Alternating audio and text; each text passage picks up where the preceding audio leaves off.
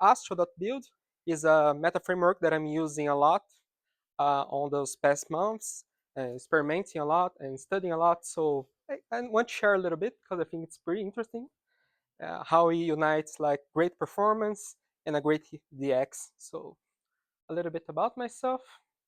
If it works, it doesn't work, well, whatever. Uh, well, I'm Brazilian. I'm 29 years old from São Paulo. I'm being here in Porto since 2022. I came to work here at Devexperts, and at first I was a UI UX designer. Then I slowly start migrating to front-end development. It's what I do full time since 2015. And well, I have like two beautiful cats, Nina and Panqueca, and I try like the corniest uh, transition possible. And this is my second tech talk, so I hope everyone likes it. So talking about the first talk.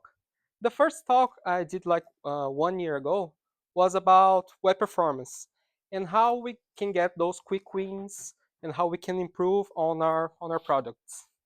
And it's pretty good because you have a better conversion, you can have like a lighter product that can work on like every device. But it's not a thing that it's for free because it's a thing that you need to get out your way and like doing some tests and doing some checks and doing lazy loading.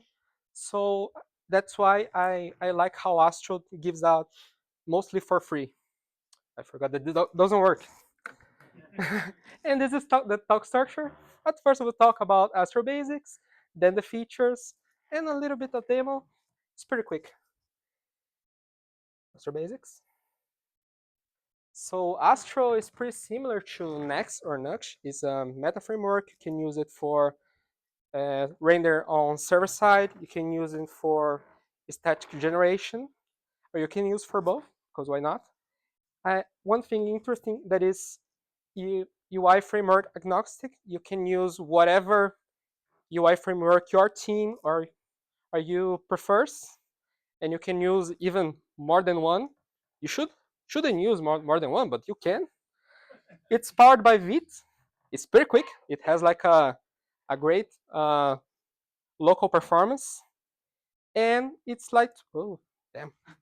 And it's lightweight. So if you put like a README on Astro, it will deliver 0 kilobytes to the client because why? Because it's server render everything's by default. So if you not specify explicitly, oh, this is one I want to be the client send, I want to hydrate this, it will be sent on the server side. And it applies the one thing called island architecture that do that fine tuning of, oh, I need to render this and which time and those kinds of things. So I'll talk a little bit about that. How it is today, we have like some degrees of that, but okay, we parse the HTML, we download the JS that is binded with that, then we parse this JavaScript, and then we bind all those states and bind all the events. And this later part, hydration, that is like it's a part that is a little bit of overload.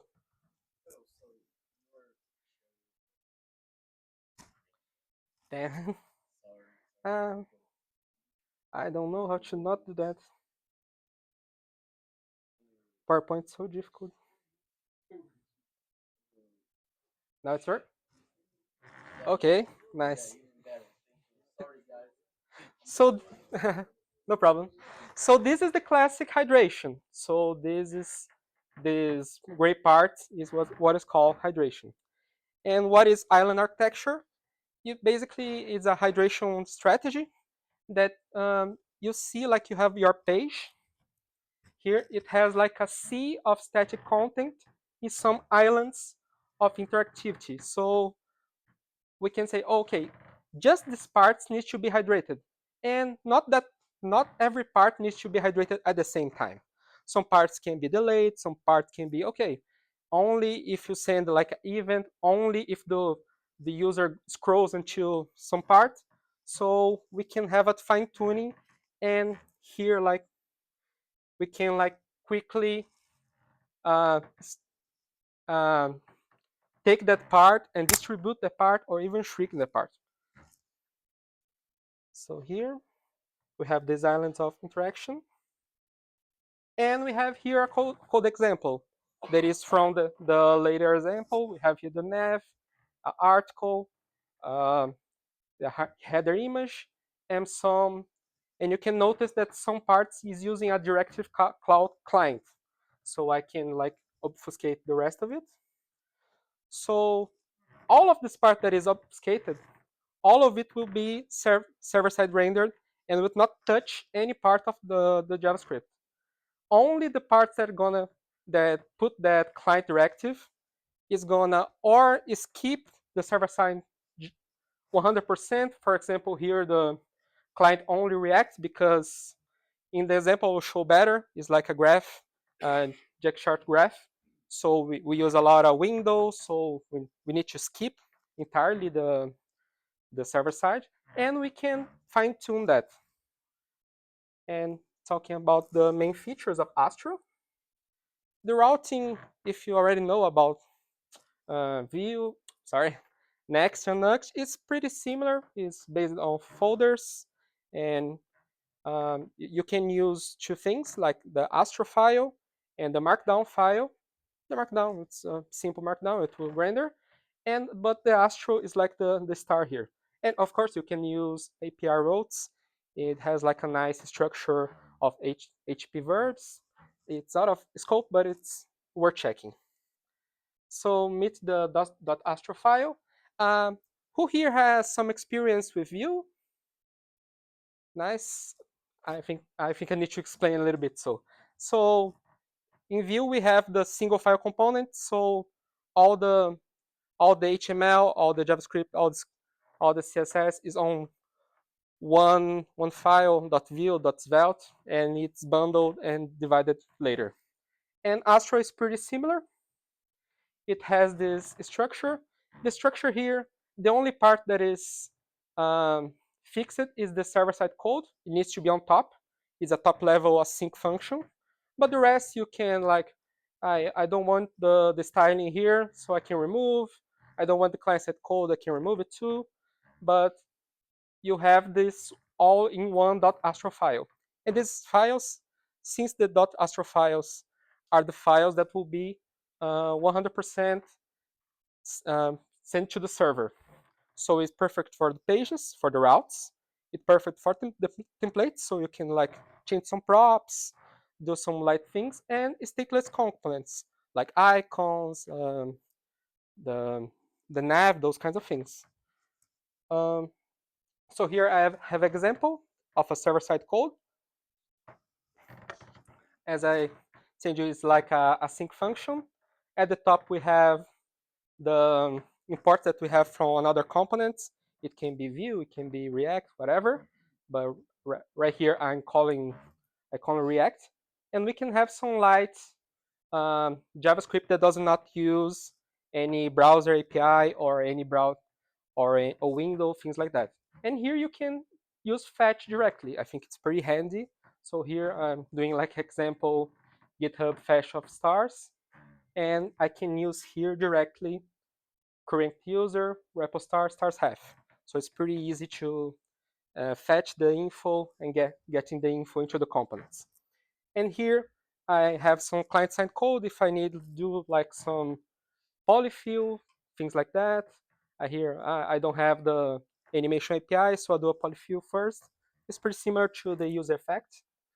And the styling, it's all scoped. If you already use it CSS modules, pretty similar, but you can have as much style tags that you wish. So you can have a style tag that is scoped, a style tag that is not, a style tag that uses another type of language. And this is the full example. I'm doing like using some Next Lango here. So this is like kind of the same of the get server-side props. This part is like the use effect. This one is like the template, the JSX file. And here it's kind of using CSS modules, just everything in one file. A nice thing about Astro is content collection, because most of the time we have some static content, some local content like some data, and we can use it with content collection because it's type safe. So we check all this collection, for example, users, all a collection of persons on a team or things like that, and we can type, okay, this data need to have, I can have a better example here. So it exposes like the Zod, and we have like a team collection, and I use with Zod everything that I need to check. This is an object, is a number, if it's a string with max 100%, 100 characters, and I expose here to a team collection that I can use on another. For example, here I can use on another page or on a markdown. So here it's pretty easy. It's all type safe. So if I do like a mistake on one of the files, or if I check like a collection that doesn't exist, it will complain on the local. So it's pretty easy to use. And deploy is like pretty. It uses a lot of integration, so you can like use whatever. If you use Node, if you use Deno, if you use Uban, you can deploy with Netlify. It has binding with all those services, and it's pretty easy. It's like one step with Vercel. It's pretty nice. And I didn't have the time to, because it was last week. They announced the Astro.DB. That is a service they have of database that is pretty much to compete with WordPress. And they have the service, but you can run it locally, and it has the bindings with Astro. I think it's worth checking because their documentation is pretty good, but I don't have time to make an example of that. I'm sorry. And the drawbacks, I mean, it's not that coupled with one framework because you need to work with a lot of frameworks. So it's not like Next and React that, okay, React have like a React server components, and Next has out of the box on the same week. So if you want that cutting edge, it's not going to work. Libraries that relies like on a provider on a root, not going to work that well because you don't have that hoot. You can need like to put a provider in every component, and it's like an edge case. So it may work, it may not. It's and I think that is nice if you're using like static generation. It doesn't have incremental static generation. So if you're doing like static, you need to build everything and then like to do like some small changes. And for example, if you deploy a Vercel, it has an option, but if it's like local, if it's like for yourself, it doesn't have, unfortunately. And where to use like in a scale of a glorified README file from GitHub and Figma that has a lot of state, maybe it's like half of the way when you have like some documentations, some news sites and blogs, and even some e-commerce, so it can have some light state, not everything that it's too dynamic. So this is where I think the Astro right now sits more comfortably. We have some examples of some other projects using Microsoft. So they is going to that direction. It's where it's best. So we have like here the demo time. Um, I think a nice thing that I could not have a demo for myself, but the community is here for it. And they have the transitions that we don't need to use like it's a browser API. It's pretty nice, like, but the Astro has some bindings for that, and it's a kind of low level, but it's make it more accessible. So we can have those transitions even with it's like not it doesn't have JavaScript, so it's 100% browser transitions. It's pretty nice. Yeah. And here I forgot the link, so I need to go to my Vercel again. And it's not working. Nice. Yeah.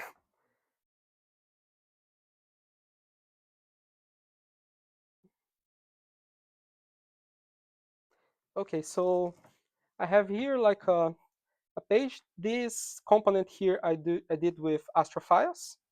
So I can show here a little bit of navigation. So we have here like some, as I told you, like it's pretty small. I think it's a little bit better. I hope so. So we have here like some light JavaScript that we can use for some logic in JSX. And here I try to do like a README, getting the README from the Astro project from GitHub. So here we have the folder pages README. So I'm using a library called Astro Remote, and it does like the cleaning of the response. So here I just need to get the README, and then here I can use 100% the markdown.